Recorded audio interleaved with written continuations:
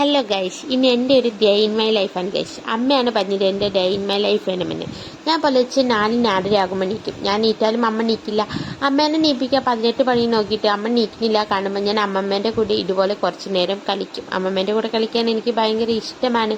പിന്നെ അമ്മമ്മേനെ ഇതുപോലെ കൊട്ടവണ്ടിയിലിരുത്തി കുറച്ച് നേരം ഓടിപ്പിക്കും. വണ്ടികളും എനിക്ക് എപ്പോഴും പ്രിയങ്കരമാണ്. പിന്നെ കുഞ്ഞേച്ചിനെ സ്കൂളിൽ കൊണ്ടാക്കാൻ പോകും. ഓള് സ്കൂളിൽ പോയി കഴിഞ്ഞാൽ തന്നെ എനിക്ക് പകുതി ആശ്വാസമായി. പിന്നെ ഇതുപോലെ പുറത്തിറങ്ങി അമ്മച്ചൻ നട്ട ചിക്കുവും റംബൂട്ടാനൊക്കെ പഴുത്തിട്ടുണ്ടോ എന്ന് ടെസ്റ്റ് ചെയ്യും. പഴുത്തിട്ടുണ്ടെങ്കിൽ 2 ഞാൻ പറിച്ച് തിന്നുകയും ചെയ്യും.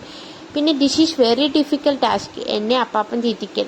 അത് കഴിഞ്ഞ് കുമ്പയൊക്കെ നിറഞ്ഞു കഴിഞ്ഞാൽ ഞാൻ എൻ്റെ ഫ്രണ്ട്സിൻ്റെ കൂടെ ഇതുപോലെ കുറച്ച് നേരം ചൊറ പറഞ്ഞിരിക്കും.